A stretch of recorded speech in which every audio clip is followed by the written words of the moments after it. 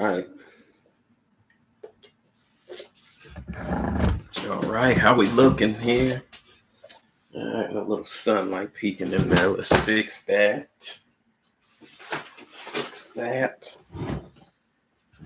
Still look a little translucent. Maybe we'll move around in this room here till we get a good picture. Let's see. It's always weird in here because the sunlight kind of will ruin things for me. So let's see here. Never know which way the sunlight's coming in. You'd like to think it's your windows, but actually not so much. Maybe I can turn this light down a little. That's it down. Anyway, what do I want to talk to y'all about? It's looking like Kyrie probably won't be playing this season. It's looking like they're getting a little fed up with Kyrie Irving for the Nets, which I never liked the team name of the Nets. I feel like it's pretentious as fuck. Like, how's your team named after part of the goal? I mean, the Nets. It just seems pretentious. Like, if there was a football team called the End Zones, it's like, I just feel like they didn't try. I feel like they could have tried harder with the team name of the Nets. But anyway, if you haven't been hearing, he hasn't been getting his Stacks of Nation. I think he's one of the few players left. I think Jonathan Isaacs is left too, which he doesn't comply. But anyway, Kyrie unfortunately lives in New York. So for those of you who don't know, New York has a very serious mandate about that word that shall not be mentioned on this live stream. So we'll go with Stacks of Nations. I believe that's what I've been going with because the feds is watching anyway. So yeah, Kyrie hasn't gotten his Stacks of Nations. It's funny because people think he's out of control, and it's just like, look, all he's doing is not showing the fuck up. It's like, do you know what these old NBA players like? Imagine having to be the coach that tells Latrell Sprewell that he's gonna be getting Stacks of Nader or he won't be playing. It's like, listen, Latrell do what the fuck Latrell want to do. You gonna be the one that can't breathe fucking with him. You won't be playing next season. So yeah, they got it easy dealing with Kyrie. At the most, he just doesn't show up for things. So, and I mean, it's unfortunate. Dude is a top 5, top 10 talent NBA. So I'd like to see him play. And I mean, the Nets, have a chance of winning. So that's really going to fuck up their team's chemistry. They don't have much depth. Starting to look like Steve Nash going to have to get his old ass out there and play point guard because, yeah, it's not looking good.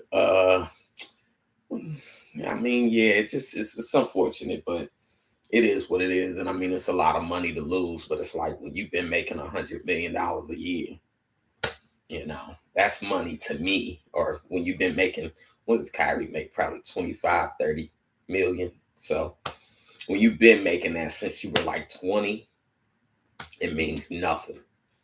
And I mean, yeah, it's looking like he's just going to ride it out. It's just crazy because you got a few other players, Bradley Beal on the Washington Wizards. There's a few other players, I don't want to rat them all out here on the live stream or whatever, but they don't have the mandates in other cities, so they get to just play, and it is what it is. But New York's super serious, obviously. We lost 700K people in the U.S., I believe is the number, which is funny because they keep saying, nobody wants to work. Nobody wants to work. And it's like, yo, you lost 700K people. Motherfuckers might work if they wasn't dead.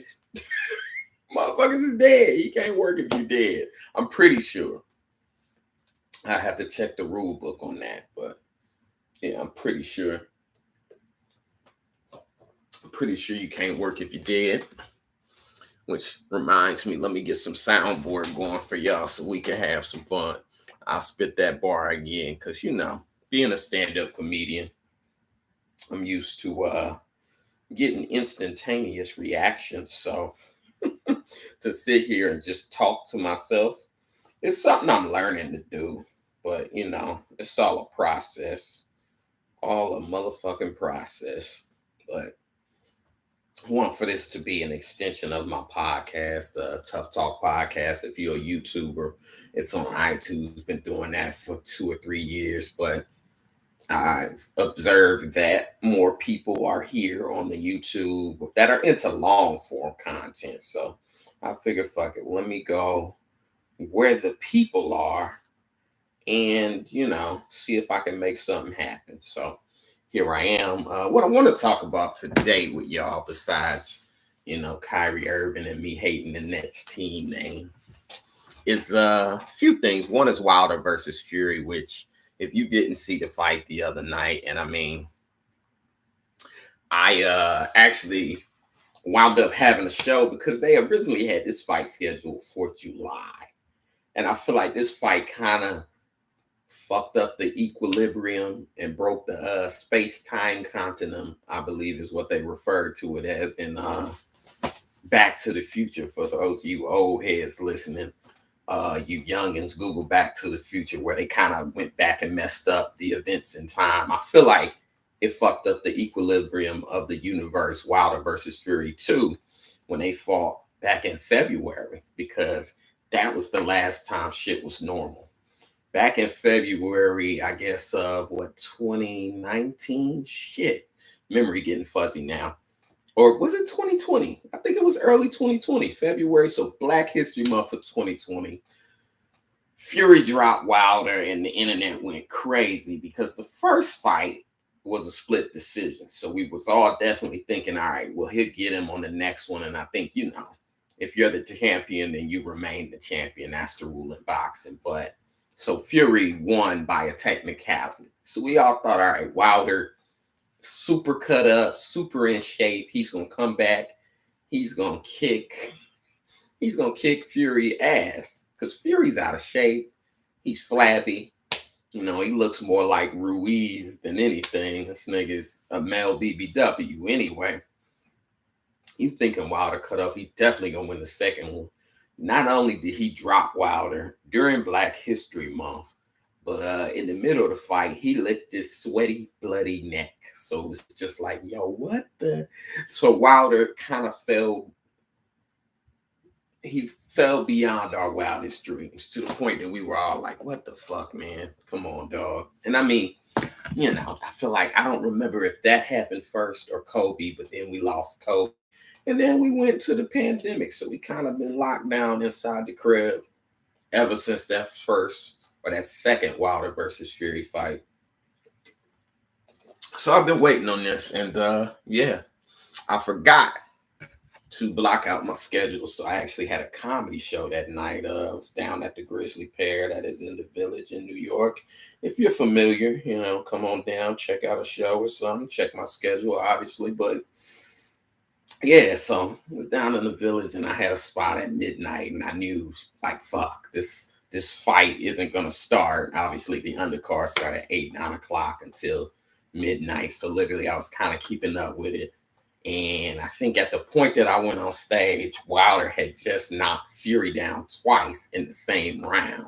It was like the third round. So I'm thinking, all right, Wilder went inside, dug inside himself, for the pandemic and whatnot, and really figured out the technicalities of what's going on with Fury and really studied that tape while we was on lockdown. I came off stage, checked my phone, and Wilder had gotten dropped. So, yeah, man, the balance of the universe all seemed a little off, and all I could think about was all the white people that was finna talk shit, all the British white boys. That's the thing, he's still not American, so it take a big Viking lumberjack type motherfucker to come knock an American black man out. You feel me?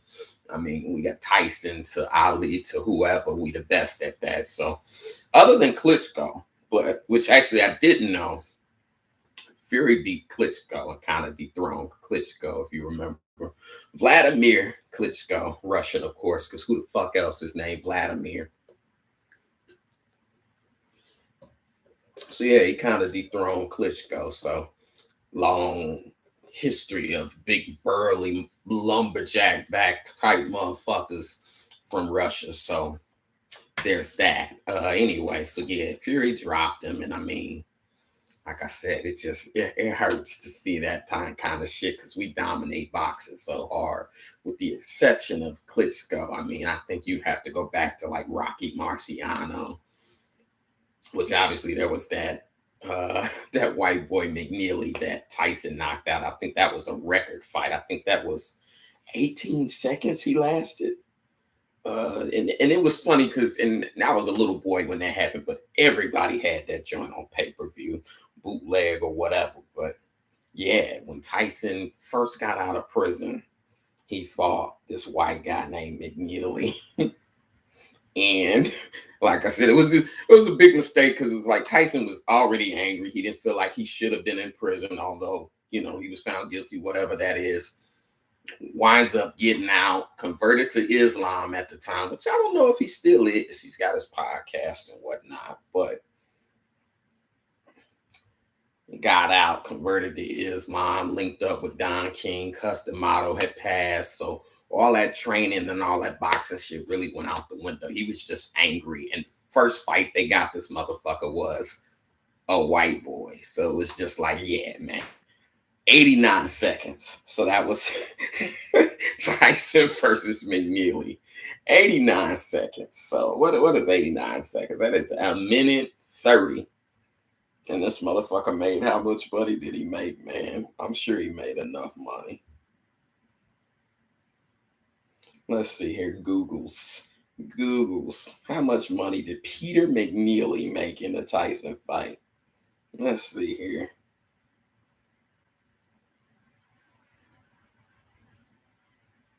And yeah, his manager stopped it. So I think him and his manager just was like, let's get this payday. You feel me? These kinds of opportunities don't come around that often. Tyson McNeely, how much money? Because that was the debate at the time of like, would you take 20? Would you take, 500K to get mangled by Mike Tyson? Because if you can fucking step into a ring for 89 seconds with somebody and quit, I mean, that can't be a bad payday. Can't be, you feel me? So I wonder how much he made. Well, they said the fight made 96 million. But once you break it up and once Don King get his cut, only in America, right? Anyway, the fuck else did I want to talk to y'all about? Well, so anyway, Wilder won, or Fury won. Wilder got dropped. It was embarrassing. Black people on Twitter, Black Twitter was turning up and going kind of crazy. Then I saw some people become defensive, and it's like, hey, dog, we made fun of Shikari. We made fun of Shikari for coming in ninth. So equality says we got to make fun of Wilder too. And I mean, we like Wilder. It is what it is. He's clearly the better fighter now after 3. If somebody beats you 3 times, they're better than you. We can't keep being in denial of that fact. So yeah, Fury beat Wilder, the 3rd time. But like I said, I didn't like the narrative. Some people started acting like, oh, y'all cooning. And it's like, nah, we gonna make jokes, When Paul George missed all them shots in the Western Conference Finals and the Clippers lost, everybody was like, yo, smoking on that Clippers pack tonight because, yeah, y'all talked a lot of shit. And that's the thing, because Wilder, after the second fight, started saying, my costume was too heavy and all this other shit that it's just like, dog, just give Fury his props. Fury's a good fighter. And, shit, I couldn't beat him. Hell, I can't beat Wilder. It is what it is. And I mean, to be real, this motherfucker's named Tyson after Mike Tyson. And his last name's Fury. I ain't fighting no motherfucker with the last name Fury. Do y'all know what Fury means? See, Fury means fierce and violent. So I'm not fighting no motherfucker named Fury. I'm not fighting no motherfucker named Fury. I'm not racing no motherfucker with the last name Bolt. Usain Bolt? Why would you race that guy? I'm not. And these motherfuckers' real names. It ain't like comedy or singing where you can have a fake name. So the fuck? Why? Why is that a thing? Why is that a person that you would box? And I think Fury's only got one loss, and I think that's a technicality. So, yeah, man, Fury's a bad motherfucker. Wilder looks the part, but I guess it's 2021 and it's flabs over abs because fucking Fury is a flabby. I looked at a picture of this motherfucker in some boxing trunks the other day, or not in the boxing trunks, but in some swim trunks. And this motherfucker is built like Krang from Teenage Mutant Ninja Turtles, guys. You can put it up yourself side by side. He looks just goddamn like him. That is just, and I mean, Ruiz won a fight a few years ago and beat Anthony Joshua. So flaps over abs right now in boxing. I guess that's the trend.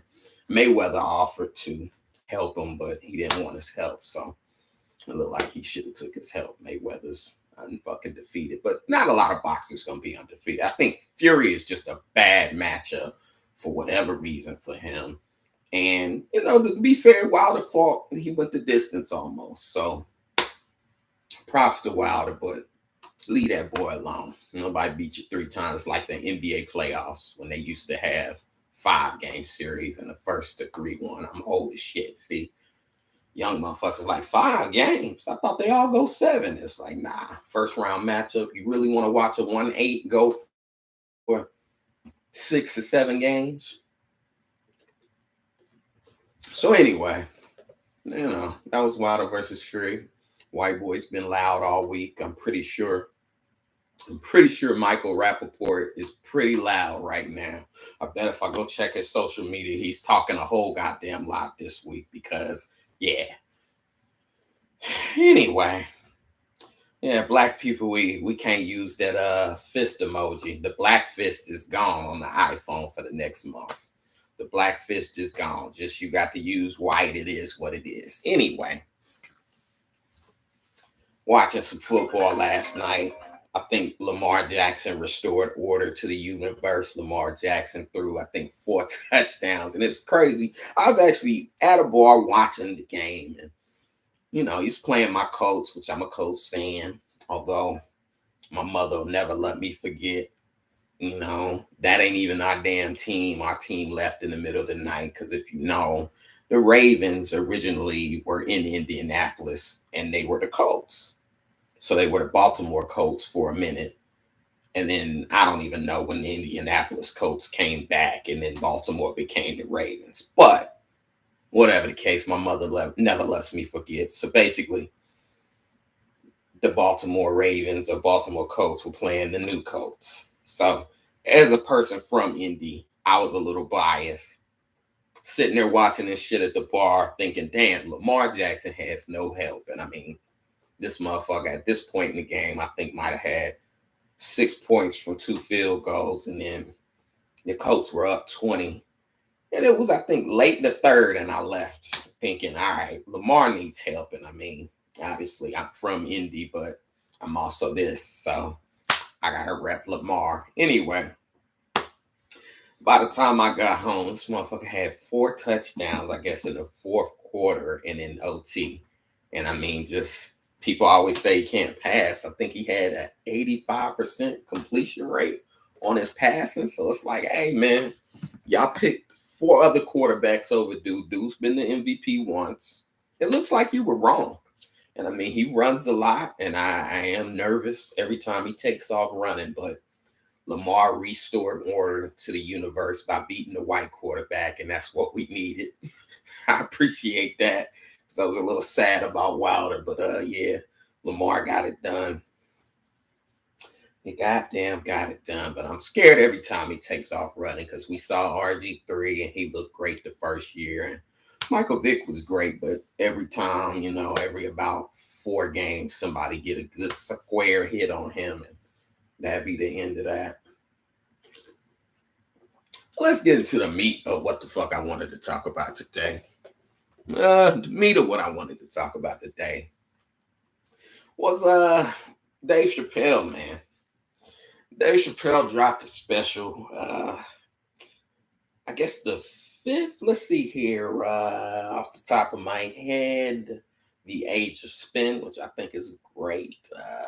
He dropped two at the same time. So 4 years ago or so, The Age of Spin, and I mean these are $20 million specials, or I think he got $20 million for the sum total of all of these specials. So he dropped The Age of Spin and Deep in the Heart of Texas on the same night, and that was kind of a monumental moment for comedy.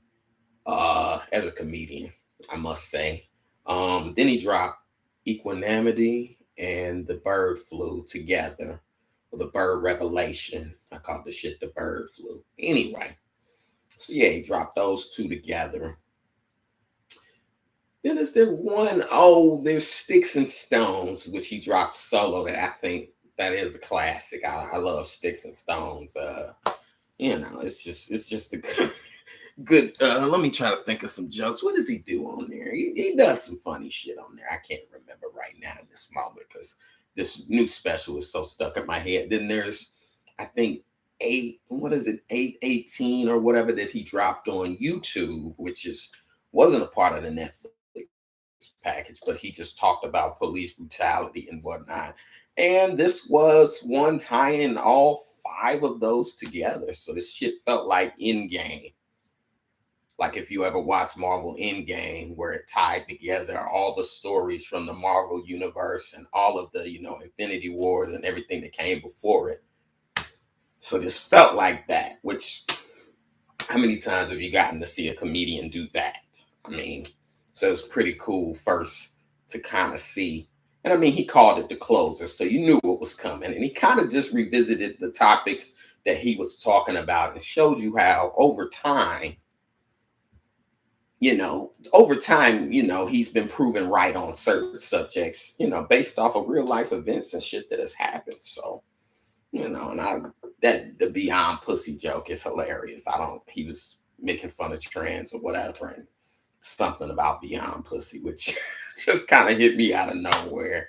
And I mean, my biggest argument for it would always be, and I mean, this is, as a comedian, I don't understand how people get mad at comedians, and I don't understand how we can go on stage and we can tell a joke about black people, fat people, short people, tall people, white people, whoever. And then you go, but I'm off limits. So that's the equality, is that everyone gets a joke made about them.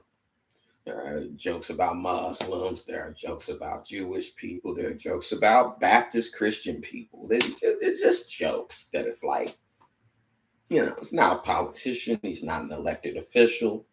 You didn't like it, probably don't watch it. I mean, he warned you on what was coming when he told you, on Sticks and Stones, that he hates cancel culture and that y'all are the hardest motherfuckers to entertain. And that's real talk as a comedian. So like I said, the equality is everyone gets the jokes. But there are people who don't understand that for some reason. They got to get upset. And I mean, like I said, I enjoyed the Beyond Pussy joke. I enjoyed even the philosophy parts that we have to realize, especially as black comedians, that Dick Gregory's gone. Paul Mooney just passed recently. So Chappelle is our elder statesman as black comics. And, you got to get away from funny at times. That it's like, okay, I could come out here and be silly and mock crackheads and it's doo-doo, baby, and all the stuff he did, during the Chappelle show era. It's Rick James, bitch. I'm Rick James, bitch. Like, he could do that stuff, but it's like, I want to show some growth and show that I care about something else. And I mean, this is a guy that had the Dead Press song as his intro music on the Chappelle show. Not to the show, but his intro music when he would come to stage on the Chappelle show and introduce the sketches was a rap group called Dead Press that almost nobody remembers. I barely remember. I think M1 and I forget who the other guy's name is, but dreads, rastas, and they're very pro-black and militant. You know, the song "Hip Hop" is still on my playlist, and it says something about running up in City Hall and getting them crackers. So it's like Dave's always been militant. So I don't like the people that act like Dave changed. It's like, nah, you changed. You didn't care when he was making fun of crackheads, when he was mocking rappers. It was all cool because, oh well, you didn't really care about the humanity of black people. And nobody's gonna say that, but it's like, yeah, that's what it was. You didn't care about the humanity of black people. So crackheads isn't a pronoun, so you didn't care about that. But it's like, yeah, when he was doing, when he was doing jokes about fucking, what was he doing jokes about on his first special when he talks about the baby on the corner that was selling drugs, and he tells us, the baby, hey kid, you got your whole future ahead of you, and the baby replies to him, fuck you nigga, I got kids. And it's like, which is funny as hell first off, but it's like nobody dug into that to say, oh, maybe we shouldn't be laughing at a baby or a young kid who's selling drugs because the humanity, and this is an attack on young drug dealers. We were, Hillary Clinton was out here calling them super predators at that same time. What is this first special called?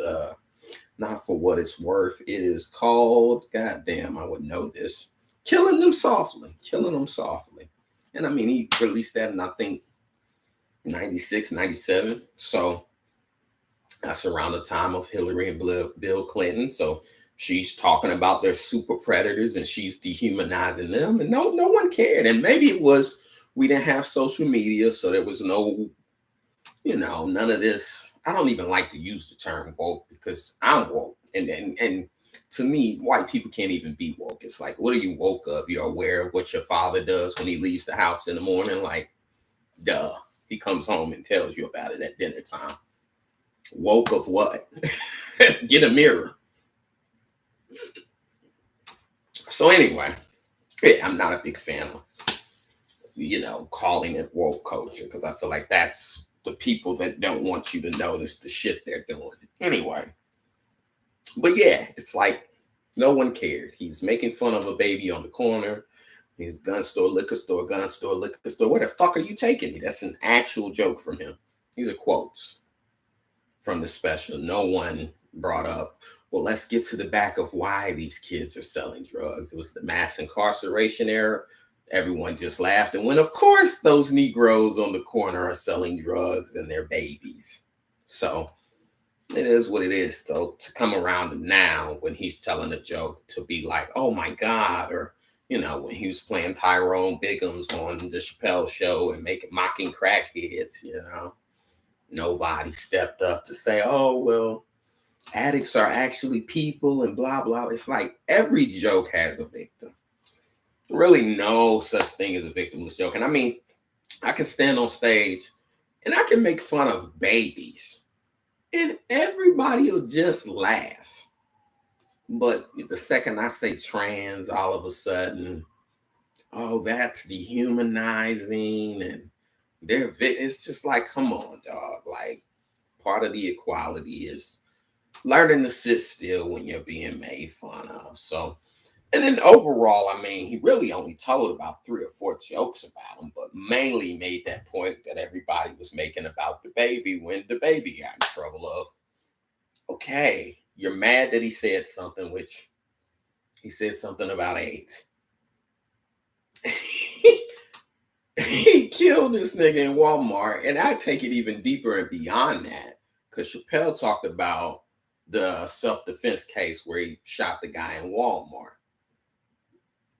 My issue that I was bringing up was Cam Coldheart, because he beat Cam Coldheart up on camera. And I mean, whooped Cam Coldheart's ass, bloody face, blood dripping out his face. They filmed it. And R.I.P. Cam Coldheart, because he's dead. He's a rapper from, I think, Carolina. That he didn't die in this case. The baby didn't kill him. I don't want the feds coming. I don't want the original Alphabet Boys, the FBI coming. The baby had nothing to do with this. But the baby did beat him up on camera. Blood dripping out his face, whatever, whatever. No one cared because he's perceived as a straight black male. So when we get attacked, nobody cares. I got some cousins that got shot. Nobody cares. If you don't get shot by a cop out here, or if you ain't LGBT, then nobody cares. And that's reality for me as a black male. When you talk about black on black crime in urban areas and different things of that nature, but it is what the fuck it is. Nobody be giving a fuck.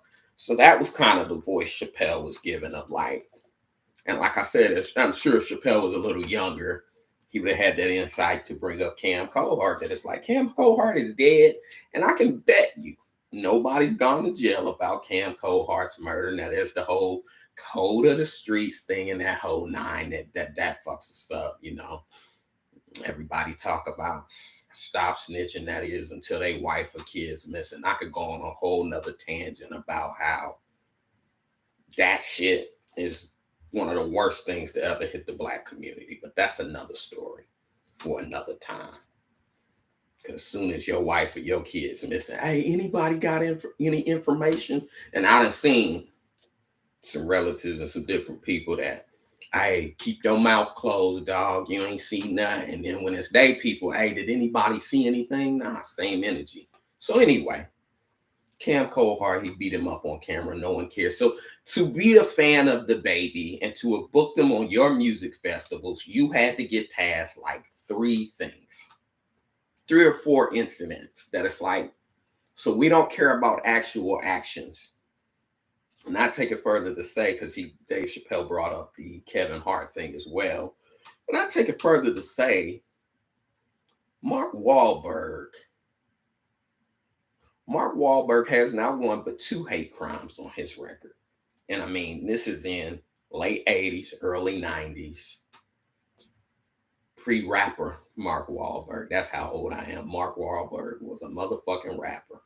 Google it, kids. Anyway, Mark Wahlberg is allowed to act in movies and host whatever the fuck he wants to host. 2 actual hate crimes for beating up Asian people. Now think, Stop the Asian Hate, this whole movement this summer that popped off. Mark's still working. Kevin Hart, tweet. One of the tweets used to be 140 characters. 140 characters got him canceled from an Oscar job. Now I ain't saying I can't defend those tweets. That's fair.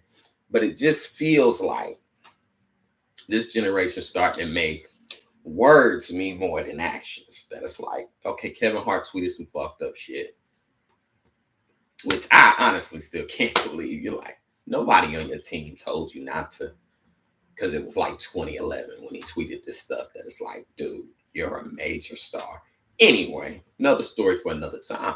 It's almost like, you know, jobs now are checking your tweets. You know, there was a comedian, Shane Gillis, they got fired from SNL. That I won't say I know him, but we've worked together and stuff. That it's just like, it's costing people money. And I mean, again, words mean more than actions. That, like I said, these are almost background checks that, you know, after 10 years, a felony comes off your record. But do tweets ever come off your record? Emails? So I think we just need to establish parameters of you know, the NBA has, if you use a slur, you'll get fined and you can be suspended depending on how bad it is, but it's defined. First offense, second offense, third offense. How many games you're suspended. So with comedy and different things, like with Kevin Hart and those tweets, it'd be nice if we just establish some sort of, okay, you did this back in 2011. Okay. You got to pay this fine and apologize and sit out 2 shows or whatever the fuck. We need to come up with something. But it definitely feels like we made actions mean less than words when you think about the fact that Mark Wahlberg has not 1 but 2 fucking hate crimes on his record. And I mean, so it's like, what means more to you? And going back to the baby that Dave Chappelle was mentioning, killed this guy, beat up Cam Coldheart, who's now deceased, RIP Cam Coldheart. Third, punched that woman in the face. And I mean, that was a strange case because he's just trying to get to the stage. You know, security misses people and people coming your way. You ain't particularly looking up. I get it when you actually saw the video of like, God damn, there's a lot of people in there and they are impeding him from getting on stage. And I mean, as an entertainer, I understand like the suspended reality that rap is, meaning nothing I say is literal, meaning if I can scream, ladies, if your pussy clean, let me hear you scream. And everyone just screams. No one stands up and goes, I got an STD. I can't believe he talking about me. It's like, you know, in order for anybody to know any of this stuff, you have to be dumb enough to reveal that your pussy ain't clean. But the unclean pussy organization doesn't pop up to say, oh, we got it. So it's like LGBT, we cool, live your life, dog. Like, we not tripping, but in order to be equal, you have to be able to sit still and take a joke or two at times. You know, those are jokes. You're not supposed to, you know, protest. And then when you look at us as Black people, we protest in real things. That is just like, I wish I had time to go after a comedian. But we got George Floyd and we got all these different people murdered on tape by people who are paid to protect us. So it's a level of just like, and Chappelle, the great thing that he said in this, and he helped me understand how I feel, because I have a little bit of, what's the word? Just, you know, me and the LGBT as a group, I view them as like, okay, but I got an issue with that and what you're doing. And I feel like sometimes they be reaching. That's all. Sometimes they be reaching. But it's because, as Chappelle said, we as a Black community, we're a little jealous of them. And that's all it is. Because you go, damn, man, the dude that choked out Eric Gardner on camera, not only did he not go to jail, he kept working for 7 years. And Bloomberg, who was the former mayor of New York, had to come back while he was running for president 7 years later and fire Eric Pantaleo that worked for the cops in Staten Island. He was, I think, the main one that choked him because it was like 5 people on his back. You know, Eric Gardner was a big boy. And I mean, the saddest part of that was not even the Eric Gardner thing. His daughter, Erica, you know, RIP, she had a heart attack at 27 and died. And I definitely feel like it was from the stress that came from dealing with having to watch her father be choked out, and essentially nobody cared. And yes, there was a settlement, but that cop was on desk duty and still was a cop for, you know, 7, 8 years. And it was only when Bloomberg was running for president. And I mean, he failed, obviously, because he didn't even make the finals of that shit. Only when he was running for president did he come back to New York to go, okay, we got to fire this cop. So it's like, it is what it is that, you know, had Eric Gardner been LGBT, that shit would have got completely deaded. And I mean, Chappelle's point was kind of proven with, if you watch Chappelle, his point was kind of proven this week because, what do we have? Jon Gruden here. What is today? Today is Tuesday. So yesterday, I believe Jon Gruden got fired. Jon Gruden's an NFL coach for the Raiders, folks. Won a championship with Tampa Bay. He's an okay coach, I'd say, but that was Tony Dungy's team, and people still don't remember that. Don't get me started, which Dungy took my Colts later to a championship. So I'm thankful for Coach Tony Dungy, Black coach. Coached up, who did he have down there in Tampa Bay? Simeon Rice and Warren Sapp, and that defense was really solid. A1, Keyshawn Johnson on offense, and I think Brad Johnson is the quarterback, and Warrick Dunn and all those guys. And I was a big Tampa Bay fan then. And Dungy built because that was what do you call a franchise shit? I'm looking for the words. That was one of those franchises they had just started. So the new franchise, and then in the 90s, and then Dungy built it to pretty much be a machine. Simeon Rice, Warren Sapp on defense. I think they had Barber in the backfield or whatever. And yeah, they were beasts.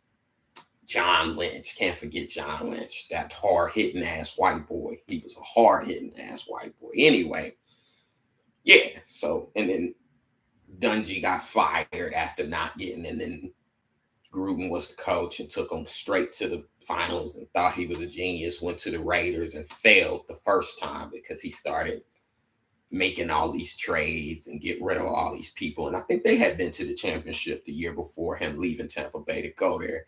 Anyway, at the time of these emails, Tony Dungy, or not Tony Dungy, the fuck, Jon Gruden was working for ESPN and then became the Raiders coach now again for the second time.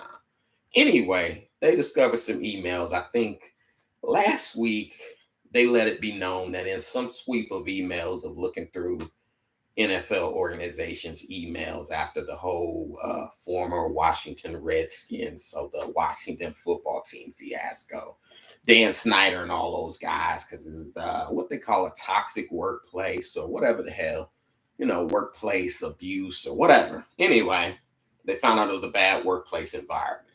Long story short, Jon Gruden's emails got gone through and he insulted the black guy. I think he was like working with the NFL. He was one of the heads. I forget what his name is right now, but he said, he called him dumb. And he said, that motherfucker's got some big lips. And he said they look like the Michelin Man. And I mean, as a comedian, and I mean, listen, Google a goddamn roast battle, folks. I've seen hundreds of roast battles here within New York City in the comedy scene. So I hear something like that and kind of go, I mean, does he have big lips? And when I looked at the picture, you go, oh, my got some big lips, dog. And I mean, it's football. So it's like a level of like, listen, I don't expect football coaches or people who play football to be nice. There's all sorts of shit that's said on the field. I've seen motherfuckers get paralyzed and they keep playing the game. So it's like, I don't have any expectation of a football coach to be politically correct. So anyway, last week, yeah, he called the guy big lips and called him dumb in an email. And they felt like that had some racist undertones. And we know we have a long history of them talking about our lips. Anyway, so yes, this motherfucker, they basically just kind of gave him a slap on the wrist for that. Like, yo, and he had to apologize and say, I don't want to embarrass the team. I was wrong for that. That was last week. Over the weekend, I guess they dug deeper and found like some homophobic tweets and different shit like that. He had said something about Michael Sams, who I thought, to be fair, Michael Sams was a great goddamn player. And I mean, was undersized or whatever. But they had 3 tackles in the preseason game. I thought Michael Sams was a pro.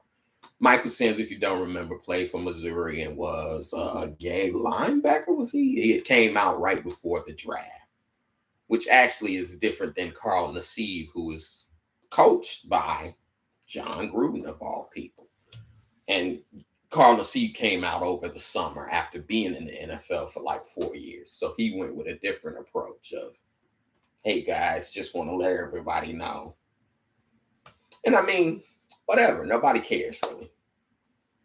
So once the homophobic emails got found, Gruden got fired. So it was a level of like, what did Chappelle kind of tell y'all? All he told y'all really was, I just feel like you care about them more than us. And then I always hate when people get off into, oh, well, this isn't a, what do people like to say? This isn't a pissing contest. This isn't a battle of who suffers more. We all suffer. It's like, dog, we built this country. We haven't gotten any restitution for building this country. You got people from Afghanistan that are seeking refuge over here right now, and you're cutting them checks. Where's my 40 acres and a mule? So we're a little jealous. That's all Chappelle was saying in this special. Was we're a little jealous, man. Like, that's bullshit. Like, can we get some love? And you do have to wonder with Eric Garner. So For Jon Gruden, that it just felt like, yeah, okay, cool, you got him. And I mean, even myself, I'm not a big personal fan of moral victories. So I'm looking at this shit and going, okay, you got a football coach. I expect football coaches to be on the edge. And football players, even when they mic them up, sometimes they'll be, motherfucker, your mama's a bitch. I mean, who could forget Mike Tyson? My defense is impregnable. I'm an indomitable force. I want to eat your children. I want to stomp on your testicles. So all of this shit is head games. And going back to Fury and Wilder, this motherfucker Fury, mid-fight, bink, bink, he's binking, dropping them motherfucking bees on dude. On Wilder, he licks his neck. I mean, is that tolerated at your workplace? I'm not tolerated at anybody's job. You can't just, first off, you can't be binking nobody. You can't be dropping the motherfucking bees on nobody at work and keep your job. So it's that all of these things are suspended realities. Comedy, rap, boxing, football. You can throw the normal rules of succeeding in a society out the fucking window. You know what I mean? There's no HR, essentially. Obviously, you can't get too fucking crazy.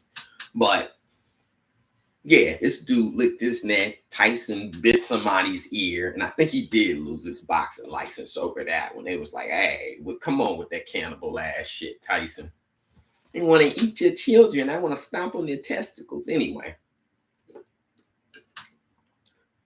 So, me, myself, I'm kind of on the edge of like, cool, you got Gruden, but let's be clear, you got him out of here for homophobia, not for racism. And then two, coming back to the point of the goddamn football coach. End of the day, he doesn't make no laws. So I think about still the sister that this motherfucker, was it Tommy Bryant, the politician, Google Tommy Bryant, the politician that over the summer, he called this woman a house nigga. In the middle of a meeting, you can hear her audibly crying during the meeting because she doesn't know what to do.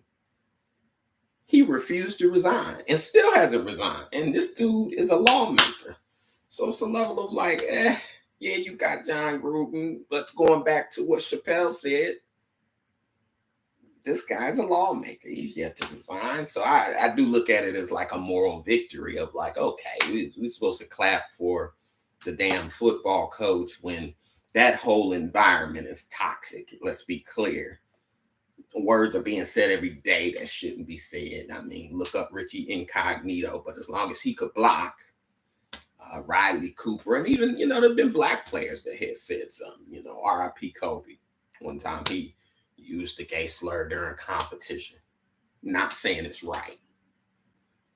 These players, they're not that they're crazy, but they're just intense. And they say things they don't mean. Kevin Garnett told Carmelo Anthony, your wife tastes like a box of Honey Nut Cheerios. And to this day, I think that's why they got a divorce. I think she saw that and was like, not only did he beat you in that game, you waited for him by the bus and you didn't even fight him.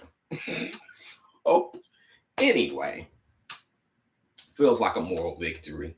So, yeah, Jon Gruden's out of here. And I mean, again, as I said with Kevin Hart, I can't defend them statements. It's not nothing I would put in the email. Because I know that kind of shit is the shit for the group chat. You send that shit to 3 people that you really fucking know and y'all laugh because y'all got sick senses of humor.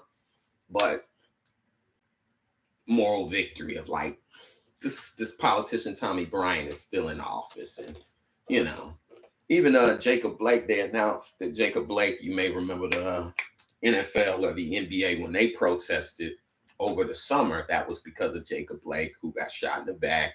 He got paralyzed by this cop. And I mean, if you're fair, he was holding a knife. But still, this cop is still working.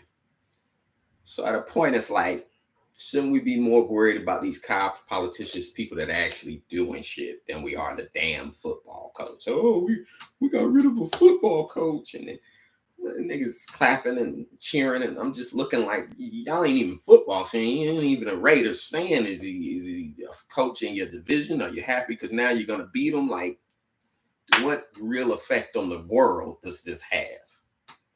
Like I said, I've seen you play games where motherfucker got his neck broke, paralyzed, and went back out on the field, but I'm supposed to care about mean emails. And like I said, I'm a performer, so I'm guilty.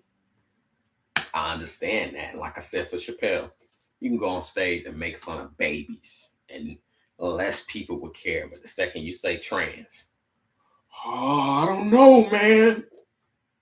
Yeah, everybody's got to get the motherfucking jokes.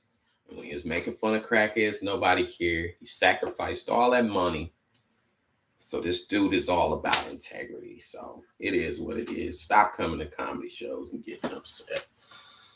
What else did I want to talk to y'all about? I was checking out some Squid Games over the weekend. That's an interesting one. If you guys haven't seen Squid Game, check that out. It's interesting. I think it asks some interesting questions. I've been taking some acting classes, so I'm trying to, look more at different films and different stuff I wouldn't usually watch. You know what I mean? So just taking a look at Squid Games, though. I think it's a Korean movie because they keep missing in Korea, which I didn't even know you could. Well, I guess in South Korea you can have movies, but North Korea, Kim Jong faking his own death just to see who gonna talk some shit. Which, imagine that if a motherfucking president just faked their death and then just came back tomorrow to work or the next week to work, like, hey, what y'all write about me? And I mean, Kim Jong will get your ass assassinated if you talk shit anyway. So let me not talk shit. South Korean, I believe this movie is, which two parallels. One is, if you've ever seen Surviving the Game, that was one of Ice-T's first movies. Can't really remember much about it, but I remember the plot. It's very similar to that. So spoiler alert, if you're one of those people. I hate spoiler alert people. I don't know how you motherfuckers watch porn. You know how it's going to end. The pizza man. The woman doesn't have money to pay the pizza man. How could this end? The scantily clad, half-naked woman in a bikini can't find her wallet or her purse to pay the pizza man. I wonder how this ends. Anyway, spoiler alert. Duh. Anyway, it's like people that say they can't watch wrestling because it's fake. You really think that's a pizza man? Anyway, I hate spoiler alert people. You know how it's going to end. Money shot. That's how it ends. Anyway. Squid Game spoilers coming. Yeah, it's just interesting. I feel like Asian movies, which I lump together because I don't watch a whole lot of them. But I watched that one and I watched shit. I can't find the fucking words right now. Now I'm like, shit. What was that movie called? Not Parasite. Was it called Parasite? Let me Google that shit. I watched it over the pandemic. It wasn't called Parasite. Because it's just the Asian movies, they seem to deal a lot with classism instead of culturalism, or racism, which is what we deal with here in America. It was Parasite. I'm bugging. Anyway, so yeah, Parasite, very similar to Squid Games. I feel like dealt a lot with classism rather than racism, which I think is actually more pleasant. At least the person oppressing you looks like you, so they can't be all judgy. They really got to judge you based off your lifestyle rather than your color of your skin, which I'm pretty sure that's what Martin Luther King was talking about. Anyway, so yeah, Squid Game, the most interesting thing to me was the ending when the dude kind of said, yo, I'm rich and all I think about is how much fun I had when I was not rich. And he was basically saying there were stakes when he wasn't rich, but I can get out here now and move around and make 4 or 5 mistakes and I'm a billionaire you can't touch. So he's saying basically he didn't feel anything, you know what I mean? It was what he was kind of saying. And he said the only way I felt anything, and I mean Squid Games, for those of you listening that haven't watched, they play games for money, but you only get the money if you win, but there's only one winner, which is why I think they were hinting at classism kind of with the idea of the 1%. And every time they kill, and I mean, they started off with like 300 people, and they killed about 200 people, maybe 250. And then they kind of told them, hey, the game can end, but all the players, oh, and they had to be in debt. That's the huge kicker, which you may remember there was debtors prison back in, when America in colonial times, there was a debtors prison. So if you think having bad credit is bad, imagine if you was just walking down the block one day with your bad credit, with your 220 or whatever you have, and the cops just picked you up, knocked you out, took you to a facility, and basically told you, hey man, play for your life, play for your freedom. So that's kind of the thing, is all of these people were in debt, and what they implied was it was all kind of based on the fact that they liked to gamble. I think one dude was a stock trader and he just got in over his head. But people from, all walks of life that got into debt wound up in this facility playing games for their life. Now, the funny thing was, after half of the people died, they told them, all of y'all can make a decision to end the game and leave it with no cash, but your life. And I mean, the first scene is barbaric. They got them playing red light, green light, which we used to play all the time as kids. But if you move in after they say red light, you get shot. So, and I mean firing squad style, not one shot, firing squad style. So anyway, yes. So yeah, they all get together after, 150, 200 people get killed and decide, yo, we don't want to do this shit. Let's just leave. Fuck the money. Because only one person gets the money. It ain't one of them shits where top 10, no. One person, is only going to be one of you left alive that gets the money. But look at all this death you had to see and all this struggle and pain you had to go through to get that money. Is it really worth that to you? So anyway, long story short, they decide to leave. And then it kind of follows the characters around, and you see like 10 of them decide pretty much, basically that they had nothing to lose, and they go back to the facility. And I mean, from there, I think what they were trying to do to the watcher was get you to go, oh, I don't have to feel sorry for these motherfuckers. They made that choice. But then again, that's part of classism, to look down on people and say, that's your fault. You had that kid, you dropped out of school, and ignoring kind of the, I guess, the social structure or the systems that place you in the position of feeling like you have nothing to lose. And I mean, never feel like you had nothing to lose. That's what the fuck I walked away with from the movie was, yo, you got your freedom, you got your family. Hey man, you be broke, you figure it out. Like, whatever the fuck, right? And I mean, especially after this pandemic, because what I said at the beginning, these motherfuckers are talking about, oh, we can't find any workers. Everybody's just lazy, man. 700,000 people are dead. Your workforce died, man. Hate to tell you that. Or we went up and took those jobs, and then all the jobs at the bottom are still there because 700,000 people in the fucking country died. Anyway, so yeah, you always got something to live for. Anyway, these people basically decide, we ain't got shit to live for. I was better off in there playing games for my life. So like 50 of them go back, and only one of them survives. But when he gets the money, he just becomes sad.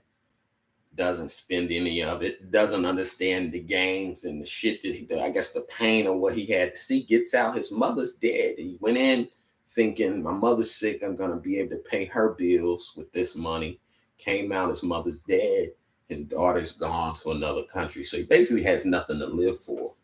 And I think that was kind of begging that age-old question of, what does they say? What does it stand a man to gain the whole world but have nobody to share it with? Whoever the fuck said that. I think it begs that question. And good art begs questions, man. So I think the movie was dope. And like I said, it dealt with classism a lot. And like I said, when I walked away with, hey, man, you always got something to live for. No need for a Wilder versus Fury 4. You got your family. You got your health, man.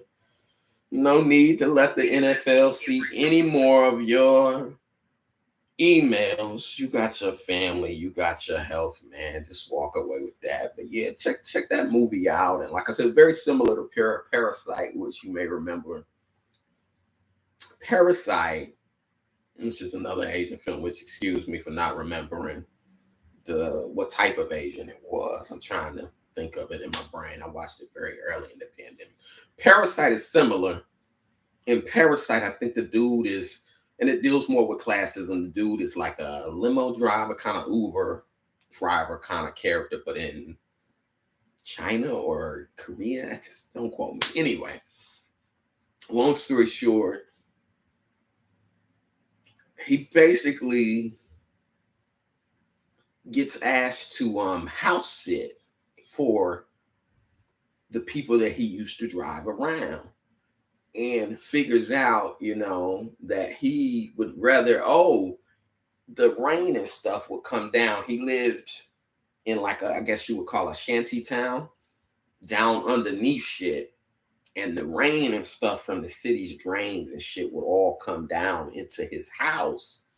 And he smelled, and even you can't avoid smelling. All your clothes is down there, mildew, mold, all that type shit. Sewage all ran down into, it wasn't a very sophisticated city where he lived. So yeah, the dude was smelling. I think one point, the driver kind of insulted his way of living and was like, "Oh, you stink," which was like, "Damn, man, no love." You know what I mean? Dude driving you around, you can't excuse the smell. You know where he lives. You know it just rained and all that shit ran down anyway. He basically decides, after house sitting for the dude, of like, why live out there and be free when I can live under the stairs, basically in your house, and eat when you leave. So he was kind of coming up out of underneath the house to eat and to live, and this guy's basically mansion, very modern mansion, and living good, high off the hog, as my grandma now would say, while the dude was gone. And then when he came back, decided, y'all don't want to go home. I'd rather live underneath a rich house than to live freely in a poor house. And at the end, when the rich dude ain't watching, and it's funny because in living underneath the house, he can hear the dude talk about him and his family and how poor they are, and how they smell and all these different things while he's living under the house. So he starts to resent the dude. At the end, comes up above and they kill the dude and they live in his house. And made you think a lot about classism. Like I said, whichever, they're both Asian guys living in the same, so you would think they would, but it's all classism. So whatever.